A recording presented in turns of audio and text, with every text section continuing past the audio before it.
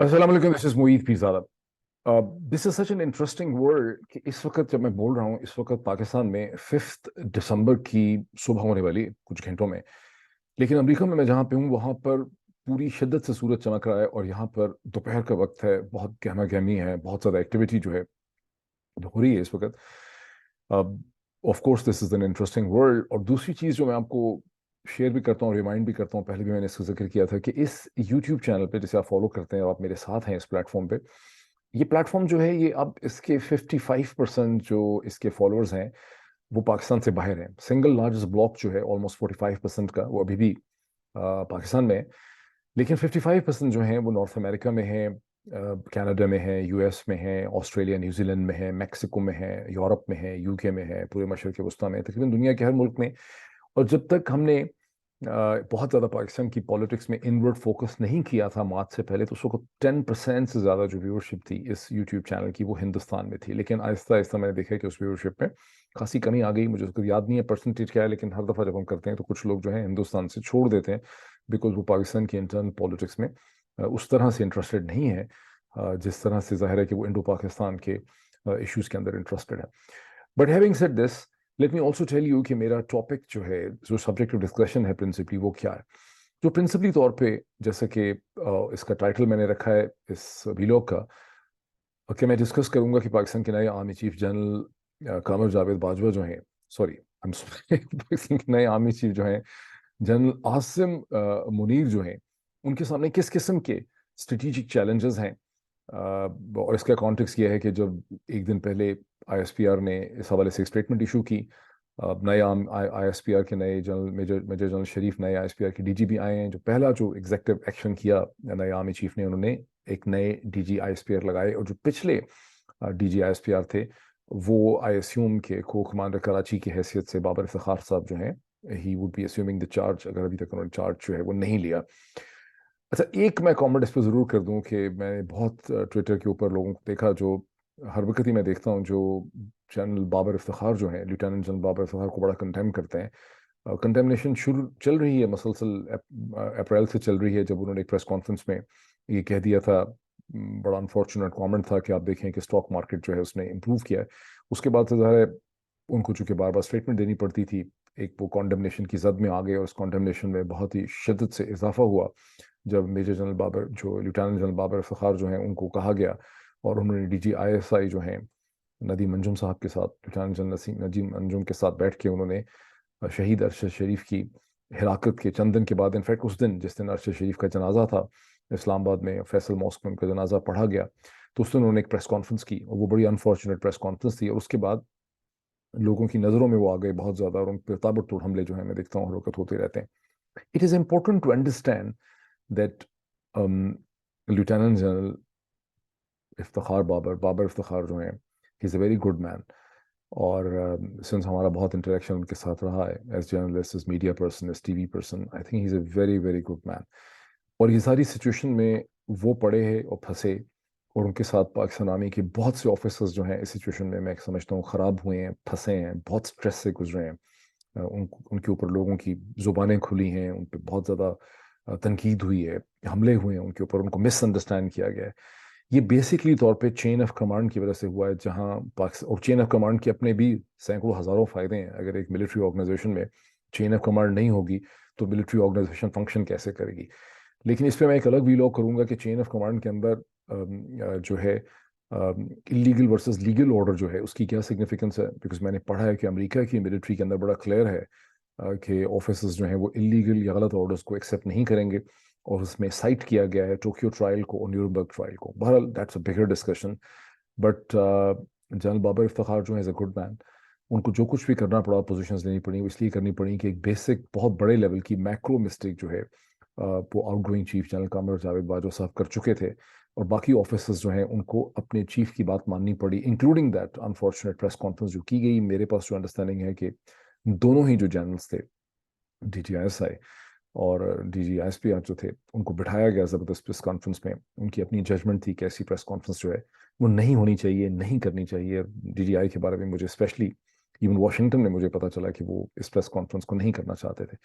But having said this, जो statement दी ISPR ने, और नए वहाँ पे जो मेजर जनरल शरीफ आए हैं, उस स्टेटमेंट में ये था कि आर्मी चीफ जब गए लाइन ऑफ कंट्रोल पे कश्मीर में, जिसके across occupied Jammu and Kashmir है, तो उन्होंने रिस्पॉन्ड किया उन एग्रेसिव स्टेटमेंट्स का जो हिंदुस्तान के जो नॉर्दर्न कमांड के हेड हैं, जनरल द्विवेदी प्रॉब्ली उनका नाम है, और उसके बाद जो उनके डिफेंस मिनिस्टर राजनाथ सिंह, उन्होंने एक महीना पहले जो स्टेटमेंट दी थी 27 अक्टूबर को, जब योम अल-हक मनाया जाता है जम्मू एंड कश्मीर का, ऑक्यूपाइड जम्मू एंड कश्मीर का अलॉन्ग विद इंडिया, उस वक्त उन्होंने आज़ाद कश्मीर गिलगित बल्तिस्तान के हवाले से स्टेटमेंट दी, और फिर एक हफ्ता पहले जो नॉर्दर्न कमांड के हेड हैं उन्होंने दोबारा वो स्टेटमेंट दी जब उनसे क्वेश्चन पूछा गया और regarding certain resolution of the Indian parliament जो गिलगित बल्तिस्तान के हवाले से है 1994 का, तो उसमें उन्होंने स्टेटमेंट दी कि हम तो तैयार हैं किसी वक्त भी इसको लेने के लिए, इंप्लीमेंट करने के लिए रेजोल्यूशन को।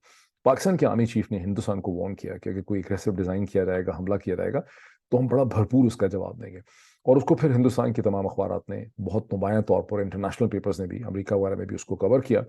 और एक चीज़ समझनी बहुत ज़रूरी है कि पाकिस्तान के आर्मी चीफ की स्टेटमेंट जो है वो खालिस्तान कैलकुलेटेड थी और डिफेंसिव थी, वो एग्रेसिव एग्रेसिव नहीं है, वो डिफेंसिव एग्रेसिव है कि अगर हमारे खिलाफ एग्रेशन की गई तो हम इसको बहुत स्ट्रांगली रिस्पॉन्ड करेंगे। इसको पाकिस्तान में बड़ा इसको अप्रिशिएट किया गया। मैंने भी जो पिछला वीलॉग किया था इसी हवाले से किया था, but at that time I was changing planes change कर रहा था, 9-10 मिनट मेरे पास थे, तो मैंने 8-9 मिनट का वो वीलॉग किया था।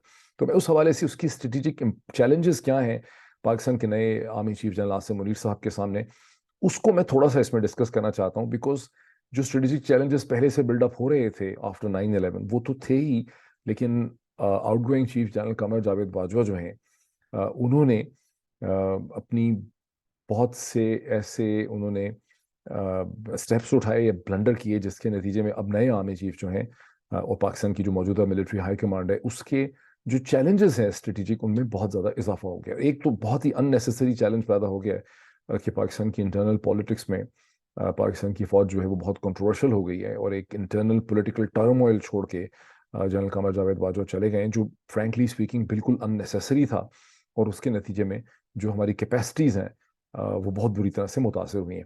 सो मैं उसके ऊपर बात करूँगा, लेकिन इससे पहले कि मैं उसके ऊपर बात करूँ, मैं थोड़ी सी 2-3 ऐसी डेवलपमेंट्स हैं जिसके ऊपर मैं कमेंट करना चाहता हूँ। पहली डेवलपमेंट वो है जहां पाकिस्तान के अंग्रेजी के बड़े अखबार, या आप कह सकते हैं सबसे बड़े अखबार दी डॉन ने बड़ी क्रिटिकल टोन इख्तियार की है, जहां शहीद अरशद शरीफ के नाम कर दिया है गवर्नमेंट कॉलेज यूनिवर्सिटी ने अपने जर्नलिज्म मास कम्युनिकेशन डिपार्टमेंट को। और ये एक ऐसी चीज़ थी जिसे डॉन अखबार को इदारिया लिख के अप्रिशिएट करना चाहिए था, सारे अखबार को अप्रिशिएट करना चाहिए था। आखिर अखबार जर्नलिस्ट ही रन करते हैं, बजाय इसके कि उसको अप्रिशिएट किया जाए, एक कॉन्डेमनेशन की टोन जो है वो इख्तियार की गई है। तो मैं आपसे स्क्रीन शेयर भी करना चाहता हूँ, मुझे इजाज़त दीजिए। सम पीपल आई अंडरस्टैंड कि वो जो है नहीं चाहते, सम लोग जो हैं वो नहीं चाहते कि स्क्रीन शेयरिंग की जाए, लेकिन यहाँ पर मैं आपको थोड़ा सा इसका दिखा दूँ। ये आप देखिए, इसके ऊपर पहले हेडलाइन क्या है कि VC vice chancellor again goes against government college university traditions. अब नीचे है कि government college university vice chancellor professor doctor Asghar Zaidi called on former prime minister Imran Khan at Zaman park here on Saturday and announced to rename the mass communication department after slain journalist Arshad Sharif. इसमें फिर आगे इसको cover भी दिया गया, कवर ये दिया गया है कि इससे पहले भी प्रोफेसर जैदी जो हैं, प्रोफेसर डॉक्टर असगर जैदी जो हैं, उन्होंने इमरान खान को गवर्नमेंट कॉलेज यूनिवर्सिटी में बोलने का मौका दिया, और ऐसा नहीं होना चाहिए था। और फिर बाकायदा इसमें जिक्र किया गया, मरियम नवाज साहिबा की ट्वीट का जिक्र किया गया, which I thought is very unnecessary for Dawn. अब दोबारा उसका जिक्र करना, चलें उस वक्त तो खबर थी ना कि मरियम नवाज ने उसको कंडेम किया है और कहा कि strict action must be taken against the GCU Government College University VC for designating an educational institution by lending it to a fitna and organizing his jalsa on the premises. Using a seat of learning for political hate mongering is a crime that should not go unpunished. फिर पहली तो मुझे इस पे बहुत एतराज़ ये है, strictly from a journalism point of view, कि डॉन जैसा अखबार जो है उसने अपनी इस रिपोर्ट में, जो लिखने वाले रिपोर्टर हैं उनका नाम इमरान गेबोल है, क्या वजह है कि उसके कई दिनों या हफ्तों के बाद इमरान गेबोल को दोबारा ये ख्याल आया कि मुझे यहाँ पे मरियम नवाज साहिबा की ट्वीट का जिक्र करना चाहिए। अभी की तो स्टोरी में ये रेलेवेंट ही नहीं है, मरियम नवाज यहाँ पे कैसे फिट हो जाती हैं, which actually raises serious questions कि डॉन का नवाज शरीफ साहब की फैमिली के साथ जो इतना झुकाव हुआ है ग्रेजुअली 2010 के बाद, इसकी वजूहात असल में क्या है। Frankly coming from a family जहाँ पे बचपन से जब आँख खोली तो डॉन पढ़ा गया, मुझे बड़ा अफसोस होता है ये डॉन की जो इंटेलेक्चुअल डिग्रेडेशन हुई है और डॉन की जो इतने कमज़ोर एडिटोरियल होते हैं जनरली, हालांकि अभी भी मैं समझता हूँ कि डॉन की जो जर्नलिस्टिक कम्युनिटी है रिपोर्टर्स की, वो इस मुल्क में सबसे स्ट्रॉन्ग है पाकिस्तान में, लेकिन उसके बावजूद जो डायरेक्शन और लाइन है वो बड़ी अनफॉर्चुनेट है। और होना ये चाहिए था कि डॉन को तो लिखना चाहिए था एडिटोरियल, बड़ी ज़बरदस्त रिपोर्ट लिखनी चाहिए थी कि कैसे एक जर्नलिस्ट जिसने अपनी ज़िंदगी का नजराना दे दिया, because he stood up for the principle of speaking truth to the powers, whatever the truth was, शहीद अरशद शरीफ ने अपनी ज़िंदगी कुर्बान कर दी for saying what he wanted to say, and this is what is the journalism all about in the world. तो इसको तो बड़ा अप्रिशिएट करना चाहिए था कि गवर्नमेंट कॉलेज यूनिवर्सिटी ने कितना पॉजिटिव स्टेप जो है इस हवाले से उठाया है। और मैं समझता हूँ कि ये, बल्कि और भी यूनिवर्सिटीज़ को ये स्टेप उठाना चाहिए और हमें फंड रेजिंग करनी चाहिए। मैं समझ रहा हूँ क्राउड फाइनेंसिंग की जा सकती है यहाँ पे, बल्कि थोड़ा सा उन्होंने डायरेक्शन दी भी है। In video statement Mr. Zaidi announced that the Arshad Sharif Institute of Journalism would be established in the new campus of the university to promote investigative journalism. फिर उसमें ये भी है inverted commas में, we are also establishing Arshad Sharif School of Journalism Endowment Fund to construct the building in the new campus. मेरी suggestion ये है कि कायद-ए-आज़म यूनिवर्सिटी इस्लामाबाद को, जहाँ अरशद शरीफ गए, उन्होंने पब्लिक एडमिनिस्ट्रेशन पढ़ी, उनको भी एक एंडोमेंट फंड कायम करना चाहिए जिसमें हम लोग सब कंट्रीब्यूट कर सकें। यूनाइटेड स्टेट से, यूके से, अक्रॉस द वर्ल्ड लोग कंट्रीब्यूट करना चाहेंगे, this is the right time कि एक एंडोमेंट फंड बनाया जाए जो कायद-ए-आज़म यूनिवर्सिटी में भी और जगहों पे भी अरशद शरीफ स्कॉलरशिप इनिशिएट करे 4 ईयर्स की जो जर्नलिज्म की डिग्री है और जो 1 या 2 ईयर्स का मास्टर्स प्रोग्राम है उसके लिए। मैंने अरशद शरीफ की ट्रिब्यूट के तौर पे मैंने बहुत मेहनत करके एक पीस भी लिखा है जो मैं अभी इसकी डिस्क्रिप्शन में आपके साथ शेयर करूंगा, जिसमें मैंने ये एनालिसिस किया है कि अरशद शरीफ एक ऐसा पाकिस्तानी हीरो है, पाकिस्तान का हीरो है, जर्नलिज्म का खाली हीरो नहीं है, जो हमें एरिस्टोटल का जो कॉन्सेप्ट है ग्रीक ट्रेजेडी का, बल्कि वो एरिस्टोटल से पहले का कॉन्सेप्ट है, लेकिन अरशद शरीफ की जो सेक्रीफाइस है वो जो पाकिस्तानी कौम का उस पर एक इमोशनल रिएक्शन और रद्द अमल है, ये that is basically falls into the concept of the Greek tragedy, where a hero falls and then the nation basically mourns for the hero, and before the hero falls, nation basically fears कि इस hero के साथ कुछ हो जाएगा। यानी अरशद शरीफ के साथ जो हुआ, उसका जो एक दर्दनाक तरीके से उसे कत्ल किया गया, उससे पहले भी तो सैकड़ों हजारों लोगों को ये खतरा था कि अरशद शरीफ के साथ ये हो सकता है। और वो बहुत मैंने लिखा है, मैं उसका डिस्क्रिप्शन आपसे शेयर करता हूँ। मैं इसके अलावा इसके हवाले से एक डेडिकेटेड वीलॉग भी मैं करूँगा। अच्छा, इस डेवलपमेंट के बाद जो अगली डेवलपमेंट है वो थोड़ा सा मैं आपको दिखा दूँ कि यहाँ पर ये ट्वीट है पीटीआई का, शहीद अरशद शरीफ की शहादत की आज़ादाना जुडिशल कमीशन के तहत इंक्वायरी करवाने के लिए चेयरमैन तहरीक इंसाफ इमरान खान ने भी चीफ जस्टिस पाकिस्तान को खत लिख दिया। पाकिस्तानी शहरियों की जानिब से शुरू की गई इस मुहिम में अब तक हज़ारों पाकिस्तानी चीफ जस्टिस को खत लिख चुके हैं। आप में से जो लोग डायस्पोराज में, बिकॉज इस वक्त तो डायस्पोरा के लोग ही इस वीलॉग को देख रहे होंगे, मेरी आपसे रिक्वेस्ट है कि आप लोग ईमेल्स लिखें, खत लिखें, टिकट लगाएं और सुप्रीम कोर्ट ऑफ पाकिस्तान के चीफ जस्टिस जनाब जस्टिस उमर अता बंदयाल साहब के नाम वो खत भेजें और उन्हें कहें कि ये बहुत ज़रूरी है।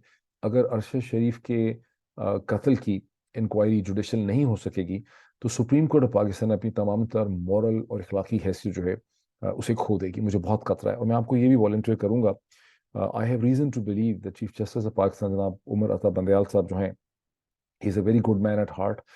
आई मस्ट कन्फेस टू यू कि इमरान रियाज के ऊपर जो ऑर्डियल था, जब उनको एक थाने से दूसरे थाने, एक शहर से दूसरे थाने ले जाया जाता था, तो it was on the personal intervention of the chief justice of Pakistan justice Umar Ata Bandial that Imran Riaz Khan जो हैं उनको लाहौर हाई कोर्ट ने उनको वहाँ से रिलीफ जो है वो दिलवाई।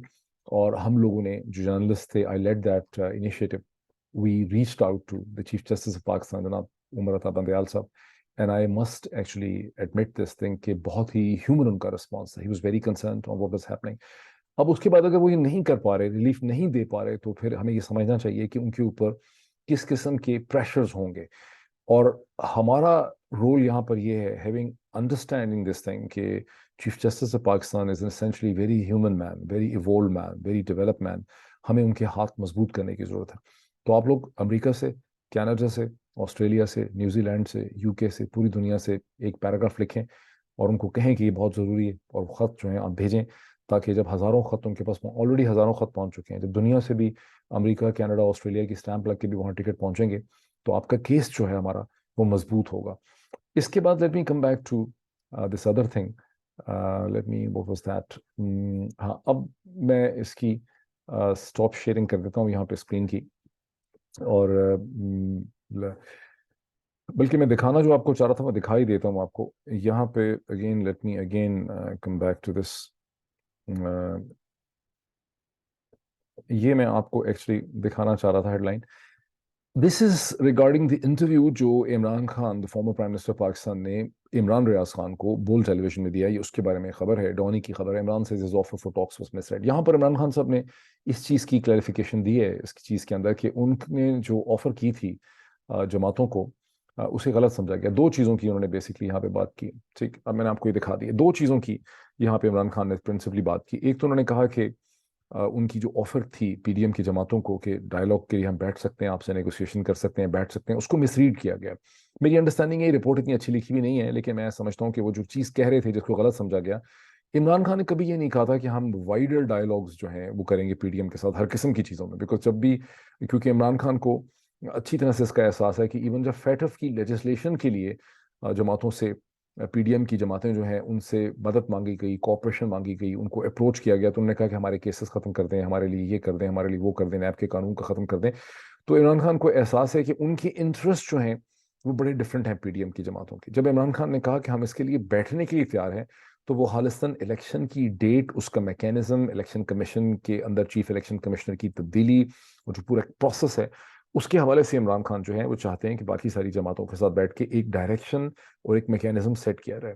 लेकिन as he feared and as anyone could fear, और जैसे आप में से भी बहुत से लोग लिखते हैं कि पीडीएम की जमातों ने उसका मतलब ये निकाला कि लो जी, इमरान खान साहब तैयार हो गए हैं, अब हम उनसे ये भी मनवा लेंगे कि जो हमने नैब के कानून को ख़त्म किया, जो करप्शन के केसेस ख़त्म कर दिए हैं, जो हमने ओवरसीज वोट ख़त्म कर दिया, जो हमने इलेक्शन, जो हमने जो इलेक्ट्रॉनिक वोटिंग मशीन ख़त्म कर दी है, और भी 10 और चीज़ें, हमारी जो ख्वाहिशात हैं वो सारी की सारी जो है इमरान खान डॉटेड लाइन के ऊपर उस पर साइन कर दें। And this is where Imran Khan ने सेइंग कि मैंने ऐसा नहीं कहा, मैं सिर्फ इलेक्शन की डेट लेने की बात कर रहा हूँ।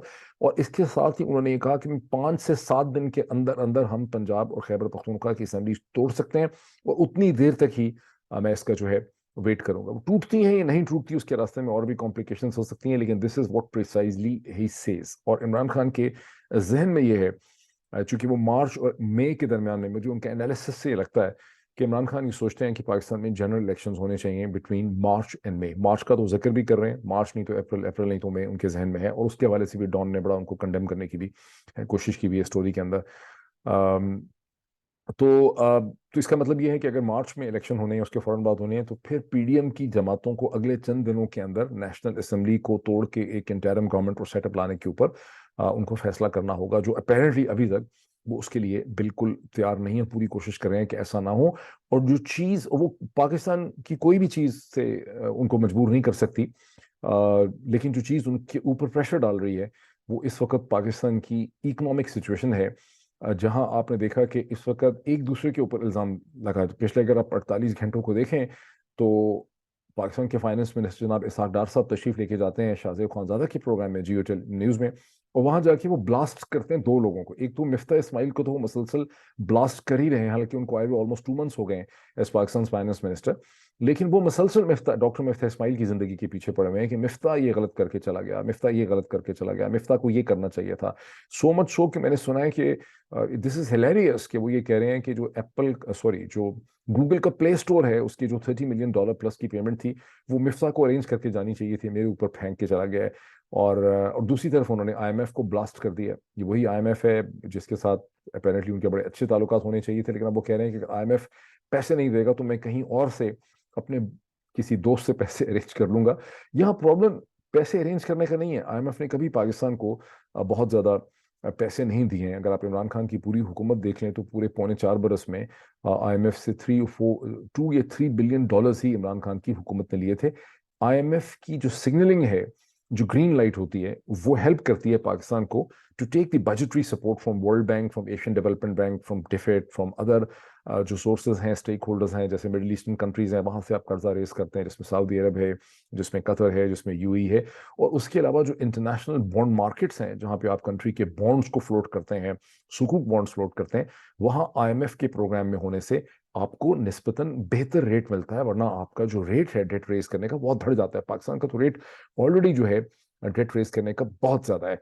तो बहरहाल ये वो सिचुएशन है जो इस वक्त PMLN को और PDM की जमातों को उनके ऊपर प्रेशर डाल रही है। और अगर उन्होंने इलेक्शन माने, मुझे नहीं पता वो मानते हैं नहीं मानते, तो this is precisely because of the economic situation जो उनके ऊपर भी प्रेशर डाल रही है, और पाकिस्तान की इस्टेब्लिशमेंट जो है बहरहाल उसके ऊपर भी बहुत ज्यादा प्रेशर है because of the Pakistani economy. तो ये उन्होंने इमरान खान साहब ने वहां पे कहा। अच्छा, दूसरी चीज जो इमरान खान साहब ने जिसकी क्लैरिफिकेशन दी, वहां उनसे सवाल पूछा गया कि मुनीर सराही ये कहते हैं कि जनरल कमर जावेद बाजवा जो आउटगोइंग चीफ हैं, उन्होंने हमें ये कहा था कि हमें इमरान खान को ज्वाइन करना चाहिए, हमें PMLN के साथ नहीं जाना चाहिए। उसके इमरान खान साहब ने बहुत प्रिसाइज जवाब दिया जब उन्होंने कहा कि उन्होंने मूनस को कुछ और चीज़ कही, ज़रूर कहा कि इमरान खान को उनकी ज्वाइन करें, लेकिन दूसरी तरफ चौधरी शुजात हुसैन साहब को उन्होंने एक मुख्तलिफ पैगाम दिया। इस पे इमरान खान का कंक्लूजन ये था कि जनरल कमर जावेद बाजवा जो हैं वो मुसलसल डबल गेम्स खेल रहे थे। It is not only Imran Khan, बहुत ज़्यादा लोग जो हैं, होता ही है कि आप हो सकता है किसी चीज़ को अगर जनवरी में ना समझ सकें, फरवरी में ना समझ सकें, तो आपको उसकी बेहतर अंडरस्टैंडिंग मार्च में आ जाती है, उससे बेहतर अंडरस्टैंडिंग आपको कहीं मई जून में होती है। लेकिन जब दिसंबर आ जाता है तो बहुत सी चीज़ें जो की गई होती हैं, कही गई होती हैं, वो आहिस्ता आहिस्ता जो है वो बेनकाब होने लग जाती हैं, वो आपको समझ आने लग जाती हैं। हाइंडसाइट में सिचुएशन जो है बहुत क्लियर हो जाती है। तो जनरल बाजवा ने बहुत से लोगों को बहुत सी स्टेज पे उन्होंने उनको बेवकूफ़ बनाया या उनको गलतफहमी में रखा, लेकिन अब वो जो कुछ कर रहे थे उसकी हकीकत जो है वो क्लियर होती चली जा रही है। सिर्फ इमरान खान को नहीं हो रही, बाकी सारी दुनिया के सामने भी ये हकीकत जो है वो क्लियर होती चली जा रही है। सो ये वो डेवलपमेंट थी पॉलिटिकल जिसका मैं जिक्र करना चाहता था। और जो सेनेटर आजम सवाती साहब के हवाले से जो इस वक्त एक सूरत हाल डेवलप कर गई, उस पर भी एक पूरा डिस्कशन होनी चाहिए। लेकिन मैं समझता हूँ कि इसका हल जो है वो बहुत ज़रूरी है निकालने के लिए।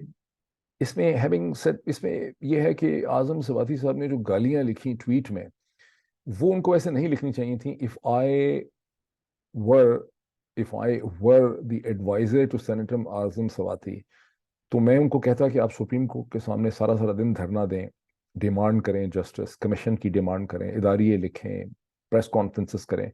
लेकिन जो उन्होंने गालियां लिखी कमर जावेद बाजवा साहब को और ऑफिसर्स को, और वो ट्वीट भी कर दी, मेरा ख्याल है बैस्टर्ड का लफ्ज़ उन्होंने इस्तेमाल किया, फिर उन्होंने बड़ी सख्त जुबान पर्सनल अटैक्स किए, जिसकी इंटरनेशनल लॉ में या अमेरिका के लॉ में तो कोई ख़ास हैसियत नहीं है।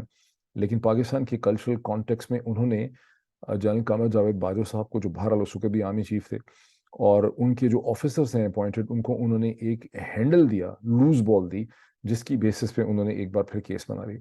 लेकिन हैविंग सेड दिस, जो ऑफिसर्स हैं उन्होंने भी अपने आप को बहुत बड़ी मुश्किल में डाला हुआ है। बिकॉज अल्टीमेटली जब ये सिचुएशन एंड होगी, वो क्या सोच रहे हैं? क्या वो सोच रहे हैं कि आजम सवाती को मार देंगे, वहां से गूंगा करके निकालेंगे, क्या करेंगे? मतलब people have all kind of fears. या वो समझ रहे हैं कि ऐसा उनका सॉफ्टवेयर अपडेट कर देंगे कि वो निकल के बोलेंगे नहीं, गूंग हो जाएंगे। अगर ऐसा होगा भी तो भी इन ऑफिसर्स की जिंदगी जो है वो आसान नहीं होगी, क्योंकि ये एक ऐसी सिचुएशन है जिसमें सब लोग फंस चुके हैं, और इसका एक हल जो है वो चाहिए। मेरे ख्याल है इसका हल ये निकलता है कि पाकिस्तान के जो आर्मी चीफ हैं, जिनके चैलेंजेस की बात हमने करनी थी, उसके अंदर ये बात शुरू भी हो गई अब। तो पाकिस्तान के जो नए आर्मी चीफ हैं उनको कुछ और करे ना करे कि जो एक ग्रुप है कंट्रोवर्शियल ऑफिसर्स का, जो हो सकता है 3-4 नाम तो बहुत प्रोमिनेंट है, लेकिन उनके साथ 8-10 और जूनियर ऑफिसर्स भी होंगे, इन सब के आर्मी चीफ को तबादले कर देने चाहिए। इनको डिफरेंट असाइनमेंट्स दें, पनिश ना करें, और उसके बाद एक इंटरनल इंक्वायरी बिठाएं आर्मी के लेवल में, जो ये इंक्वायर करे और एग्जामिन करे कि किस हद तक ये ऑफिसर्स जो इन्होंने किया वो सही था एज पर दी पाकिस्तान आर्मी लॉ, और कौन सी चीज़ें इन्होंने ऐसी की हैं जहां इन्होंने अपनी अथॉरिटी को ट्रांसग्रेस किया। मैं उन चीज़ों में नहीं जा रहा कि पहले करप्ट था, किसी ने ये किया, I am not interested in those things. लेकिन इस वक्त का जो क्राइसिस है उसको ख़त्म करना बहुत ज़रूरी है, और आजम सवाती साहब का जो ऑर्डियल है उसको ख़त्म होना चाहिए। 5 दिन की उनको मजीद उनका रिमांड ले लिया गया था, वो उसको ख़त्म होना चाहिए। और ख़त्म होने के बाद एक तरफ से एक इंक्वायरी बैठे, इन ऑफिसर्स के तबादले करें आर्मी चीफ, और दूसरी तरफ से इमरान खान सेनेटर आजम सवाती साहब को बुलाएं, उनको काउंसिल करें और उनको रेस्ट्रेन करें।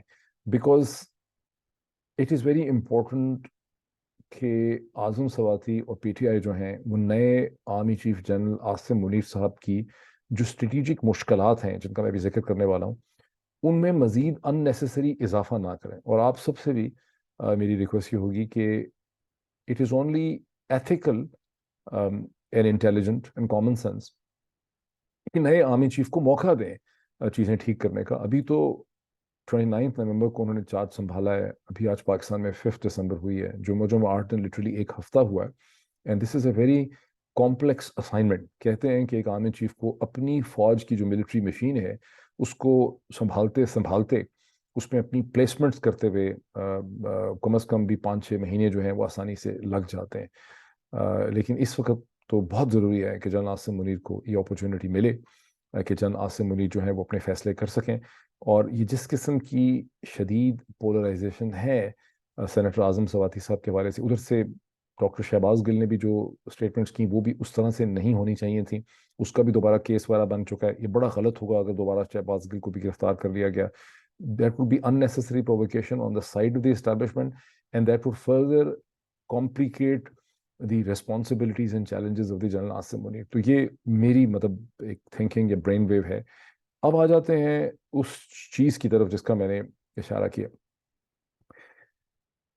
ये सही है कि with in the context of Pakistan politics and administrative structure, Pakistan के आर्मी चीफ जो हैं वो एक इंस्टीट्यूशन है जो बहुत पावरफुल इंस्टीट्यूशन है, जिसका बड़ा रोब है, जिसकी बड़ी साख है, जिसकी बड़ी एक्सेस है।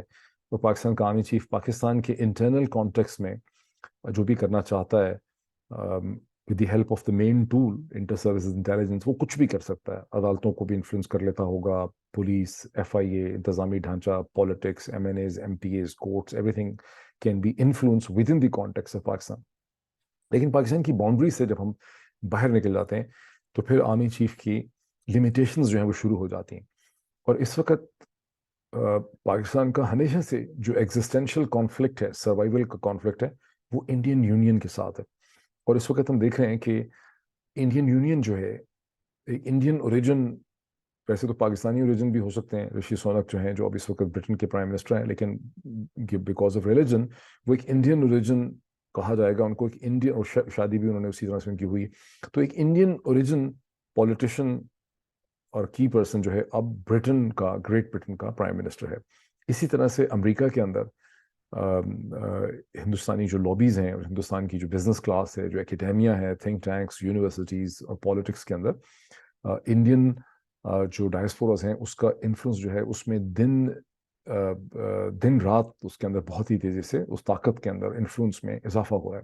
सो दिस एक्चुअली इस कॉन्टेक्स्ट में जब देखते हैं तो पाकिस्तान की आर्मी चीफ के सामने जो चैलेंजेस हैं वो बड़े कॉम्प्लेक्स हैं, बहुत पेचीदा हैं, वो किसी एक स्टेटमेंट से हल होने वाले नहीं हैं। और इन चैलेंजेस में पाकिस्तान के जो आउटगोइंग चीफ हैं जनरल कमर जावेद बाजवा साहब, उन्होंने इन चैलेंजेस में अपने बहुत से मिसअंडरस्टैंडिंग्स की वजह से, अपने एक फ्लॉड स्ट्रेटेजिक डिज़ाइन की वजह से उन्होंने जो रैश एक्शन उठाए जिनका उनको अंदाज़ा ही नहीं था कि इसके क्या नताइज निकलेंगे। फॉर इंस्टेंस जब ये सारा रजीम चेंज ऑपरेशन जो है इसको पुश कर रहे थे स्टार्टिंग फ्रॉम अक्टूबर 2021, तो मेरा नहीं ख्याल कि जनरल कमर जावेद बाजवा को ज़रा भी अंदाज़ा था कि इसकी किस किस्म का रिएक्शन होगा, रद्द-ए-अमल होगा, इमरान खान कैसे रिएक्ट करेंगे, तहरीक इंसाफ कैसे रिएक्ट करेगी, किस किस्म का नैरेटिव बन जाएगा, पब्लिक कैसे रिएक्ट करेगी, फौज कितनी आइसोलेटेड तनहा हो जाएगी। और जब वो रिएक्शन शुरू हुआ स्टार्टिंग फ्रॉम मार्च 2022 ऑनवर्ड्स, तो कमर जावेद बाजवा साहब जो हैं वो बौखला गए और परेशान हो गए। और बौखलाहट में उन्होंने अपनी प्रिंसिपल जो टूल था उनका, बेचारा ISI, उसको उन्होंने बड़ा मिसयूज किया for cracking down on the politics and also on the media. जो गिरफ्तारियां हुई, जो जर्नलिस्ट को मारा पीटा गया, उल्टा लटकाया गया, बेतहाशा केसेस बनाए गए दर्जनों के हिसाब से, this is all general Qamar Javed Bajwa reacting to the to the to the realisation कि लोगों को पता चल रहा है कि जो कुछ भी हो रहा है ये जनरल कमर जावेद बाजवा कर रहे हैं। उनका अपना इनोसेंट व्यू इतना था अपने बारे में कि मैं सब कुछ कर गुजरूंगा, मैं सब कुछ कर रहा हूँगा, लेकिन लोगों को नहीं पता चलेगा कि मैं कर रहा हूँ। और जब अरशद शरीफ ने कहा वो कौन था, तो वो चीज़ जो थी अपेरेंटली जो नज़र आता है कि उसने उनको बहुत ही डीपली उसने उनको हर्ट किया। तो जनरल कमर जावेद बाजवा ने एक बहुत टर्बुलेंट, डिफिकल्ट पॉलिटिकल एटमॉस्फेयर और सिचुएशन जो है वो छोड़ दी है नए आर्मी चीफ के लिए। यहाँ तक तो आप सबको नजर आ रहा है। लेकिन now I want to basically tell you something more. देखिए, at one stage I also had a lot of access to the outgoing chief general Qamar Javed Bajwa sir. मैंने उसका जिक्र कभी नहीं किया खास.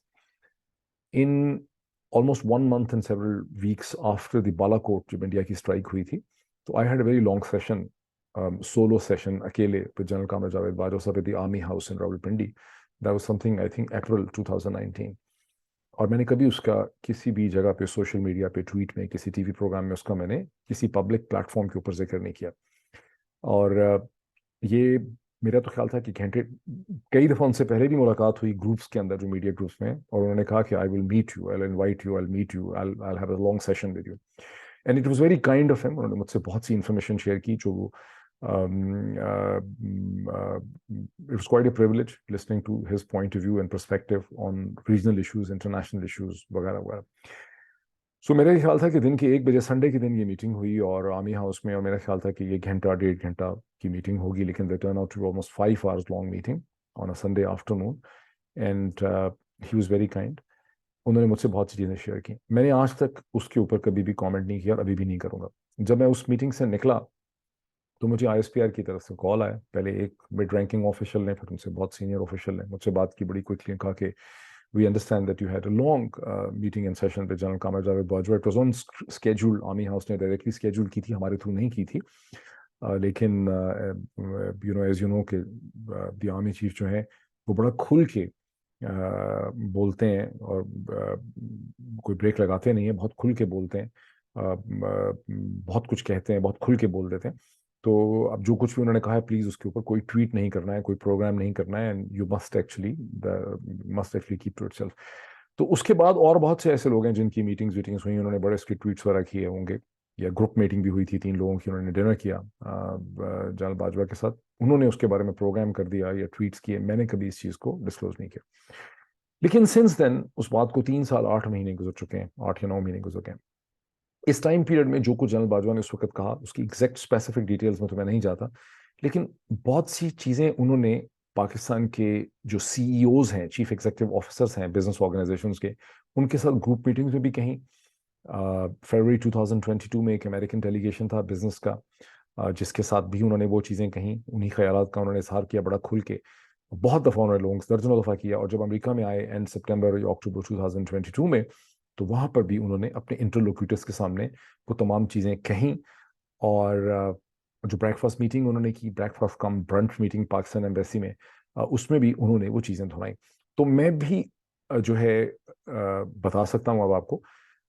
फ़र्क इतना है कि मेरे सामने उन्होंने उन चीज़ों का इजहार जब किया, दैट वाज अप्रैल 2019. सो इसका मतलब है कि जितने वेल डेवलप्ड उनके आइडियाज़ थे, वो पहले से उनके आइडियाज़ उस डायरेक्शन में बन रहे थे, या बन चुके थे, या किसी ने उनको इन्फ्लुएंस किया था उन आइडियाज़ को डायरेक्शन में जाने. 3 उसके बेसिकली तौर पे इंग्रेडिएंट बनते हैं, और वो 3 इंग्रेडिएंट उनके ये बनते हैं कि अमेरिका और वेस्ट हमारे लिए बहुत ज़्यादा इम्पोर्टेंट है.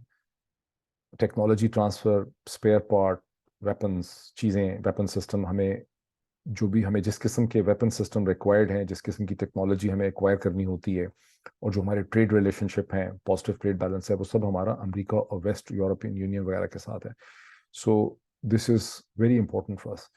दूसरा उनका पॉइंट ये था कि चाइनीज़ जो है वो कोई बहुत ट्रस्टवर्दी नहीं है. Chinese have not a reliable partner. This is a very important and significant point.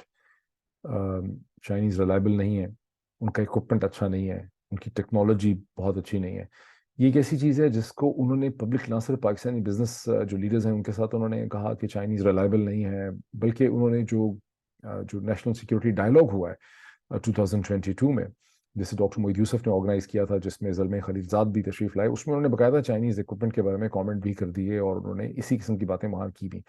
तीसरा इंग्रेडिएंट यह था कि इंडिया के साथ हम लड़ नहीं सकते, और ये कॉन्फ्लिक्ट हम अफोर्ड नहीं करते, प्योरली फॉर इकोनॉमिक रीजंस, और इसकी बड़ी कॉस्ट है, और हमें हिंदुस्तान के साथ बेहतर ताल्लुकात होने चाहिए, और हमें हिंदुस्तान के साथ ट्रेड होना चाहिए.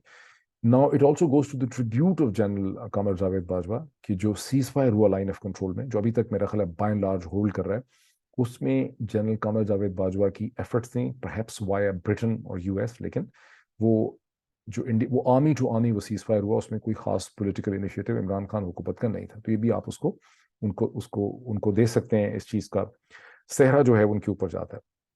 हैविंग सेड दिस, बहुत सी चीजें जो वो कहते रहे और बहुत सी चीजें जो वो करते रहे, वहाँ उसका सारा जो, अब चाइना के बारे में उनकी फॉर इंस्टेंस जो फीलिंग्स है, अगर आप इसको स्ट्रेटिजिकली देखें तो उनकी अपनी आर्मी के जितने थिंक टैंक्स हैं और नेशनल डिफेंस यूनिवर्सिटी की जितनी थिंकिंग है, which is the premier thinking mind, और इसी तरह जो स्टाफ कॉलेज है जहाँ पे थिंकिंग की जाती है, वहाँ क्लियर थिंकिंग है कि पाकिस्तान की स्ट्रेटेजिक ऑप्शंस जो हैं उसमें चीन बहुत इंपॉर्टेंट है।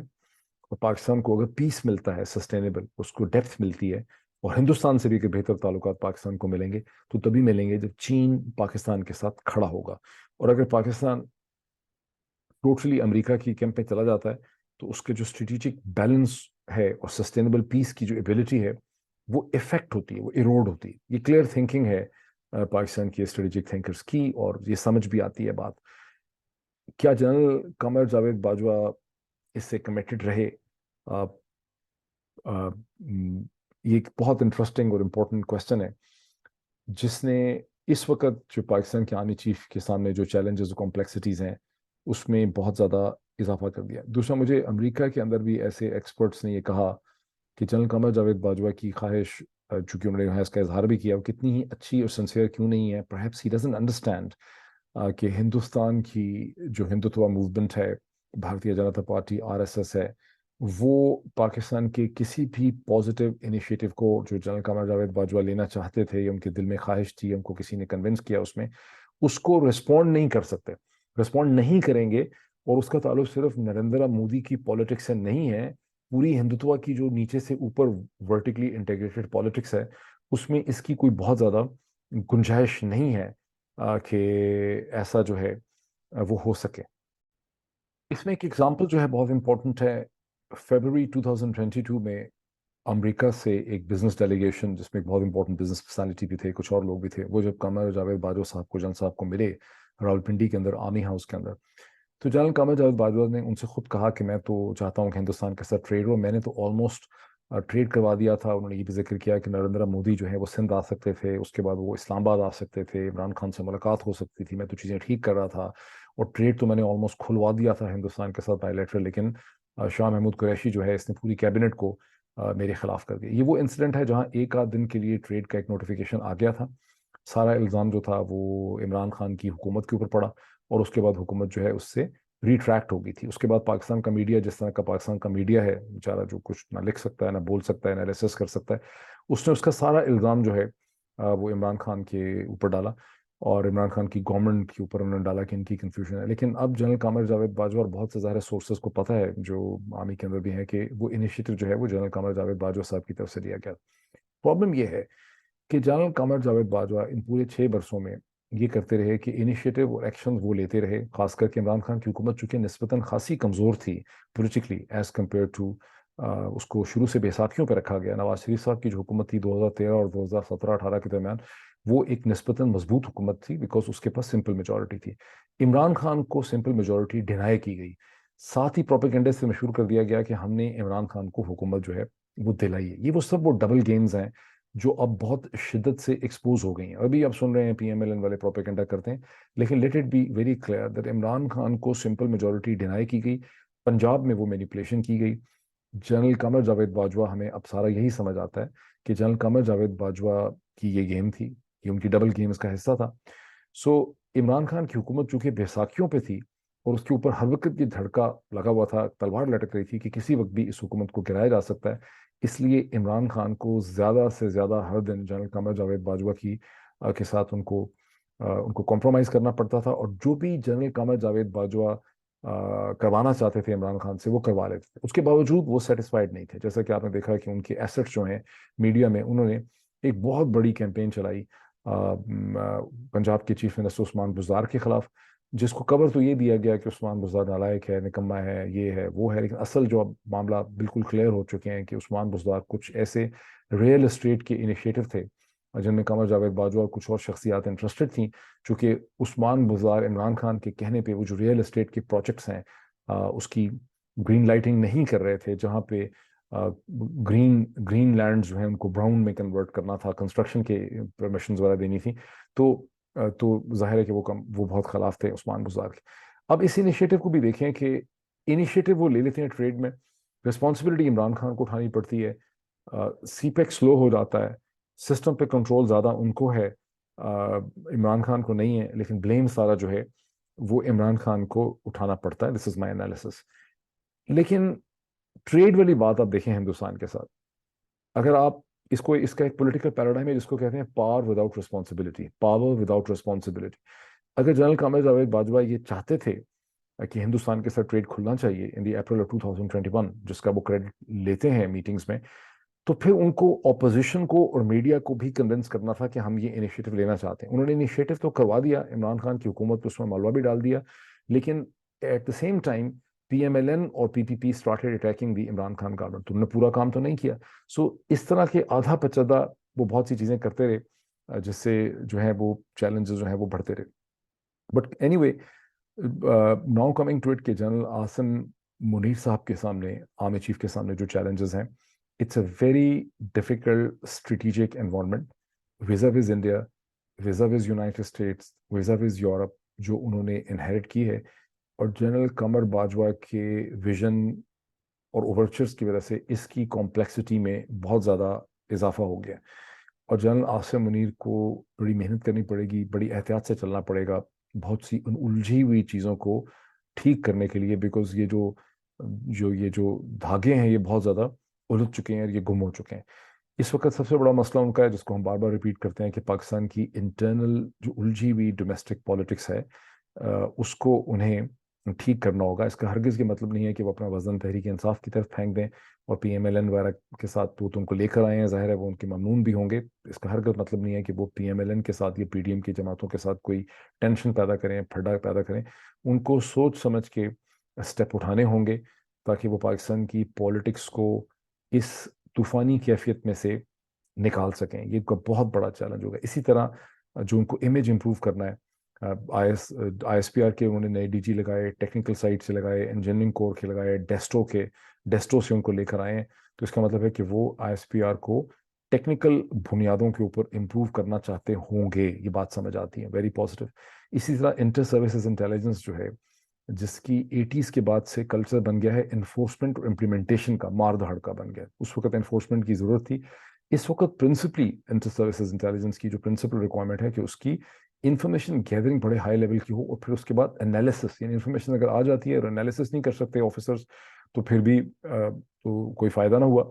और जरा जहन में ये बात रखिए कि इंटेलिजेंस एजेंसीज जो हैं उनको पुलिसिंग ऑर्गेनाइजेशन का नाम नहीं दिया गया, उनको मारधाड़ ऑर्गेनाइजेशंस का नाम नहीं दिया गया, उनको मस्कुलर ऑर्गेनाइजेशन नहीं कहा गया, उनको इंटेलिजेंस ऑर्गेनाइजेशन कहा गया। इसका मतलब है कि वो इंफॉर्मेशन इकट्ठी करते हैं, उसको क्लासीफाई करते हैं, उस इंफॉर्मेशन का एनालिसिस करते हैं, उससे कंक्लूजन निकालते हैं। कंक्लूजन निकाल के अपनी हाई कमांड और गवर्नमेंट को उन्होंने वो कंक्लूजन देना होता है। और यहाँ पर इस कैपेसिटी को स्ट्रेंथन करना है, उसके लिए भी उनको बहुत इंपॉर्टेंट स्टेप्स जो हैं वो उनको उठाने पड़ेंगे। और फाइनली, ये जो दो तीन इंतहाई डिफिकल्ट सिचुएशंस हैं, शहीद अरशद शरीफ का कत्ल का तमाम इल्ज़ाम जो है वो पाकिस्तान के इदारों की तरफ आता है। इसका हल उनको निकालना है through meaningful investigations and inquiries जो नहीं हो पा रही हैं। जुडिशल इंक्वायरी की ज़रूरत है। सेनेटर आजम सवाती वाला जो मामला है इसको ख़त्म करना है। इमरान खान के ऊपर जो कातलाना हमला हुआ, इसकी बॉटम तक पहुंचना है। ये सब चीज़ें भी ठीक करने की उनकी बहुत जिम्मेदारी बनती है। और लास्ट में आपसे एक स्क्रीन शेयरिंग करता हूँ कि एक एडिशनल प्रॉब्लम उनका देखिए कि किस किस्म का है। ये इकोनॉमिस्ट की एक लीडर है इकोनॉमिस्ट का, जो मैं आपसे शेयर करता हूँ, जिसका मैं उन्वान ये है, let me share the screen with you. ये उसको आप देखिए।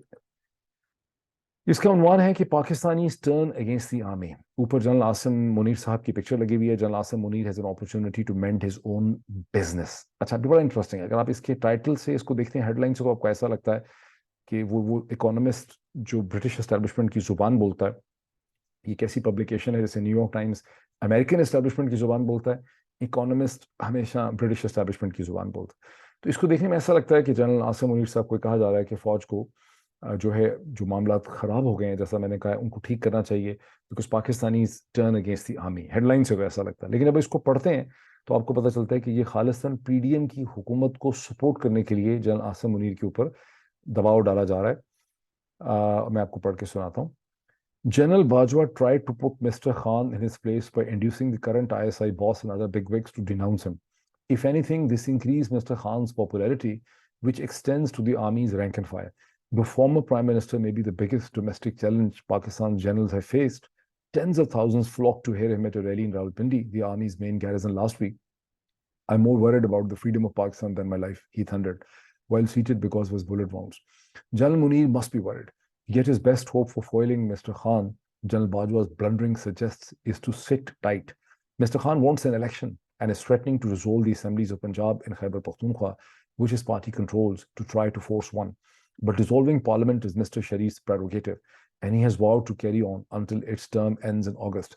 The army chief should support that constitutional process. यानी clearly economists अपने इस लीडर के इस आर्टिकल के अंदर जो पहले छपा है एशियन उसके एडिशन में, वो ये कह रहा है कि आप पीडीएम की हुकूमत को और शहबाज शरीफ को सपोर्ट करना चाहिए जनरल आसिम मुनीर को अगेंस्ट इमरान खान, और इसको बड़े तरीके से कैमोफ्लेज करके इस आर्गुमेंट को लिखा गया, ये मैसेज दिया गया। अच्छा, मैं आपको ये भी बताऊं कि इकोनॉमिस्ट उन पब्लिकेशंस में से है जहां एडिटोरियल और लीड आर्टिकल की स्टोरीज जो हैं उसमें किसी का नाम नहीं होता और ये दुनिया भर से लिखाई जाती हैं। और मुझे बहुत शक है कि जिस स्टोरी को मैं अभी आपके सामने दिखा रहा हूँ, Pakistani stern against the army, और जिसमें कहा गया है कि पीडीएम को सपोर्ट करना चाहिए, ये किसी गोरे ने नहीं लिखी, ये किसी पाकिस्तानी हिंदुस्तानी ने लिखी है। मैं जब पढ़ता हूँ ना चीज़ों को तो मुझे उसमें से स्मेल आती है, मुझे इसमें से हिंदुस्तानी पाकिस्तानी स्मेल आ रही है। In all probability if I bet तो 50% 60% चांस है कि ये लैंग्वेज जो है ये एक पाकिस्तानी ने लिखी है, पाकिस्तान से ही लिखी गई है, जहां पीडीएम को और शहबाज शरीफ को पीएमएलएन को सपोर्ट करने के लिए इकोनॉमिस्ट का सहारा लिया गया। इकोनॉमिस्ट को ठीक तरह से पता भी नहीं होगा कि इकोनॉमिस्ट के प्लेटफॉर्म से किस किस्म के आइडियाज जो हैं वो जनरेट किए जा रहे हैं। तो ये भी एक कॉम्प्लेक्सिटी देखें कि इंटरनेशनल पब्लिकेशंस को यूज़ किया जा रहा है पाकिस्तान के आर्मी चीफ पे प्रेशर डालने के लिए। बहरहाल, this is an outline an overview. I'll again come back with some other news analysis very soon. Thank you.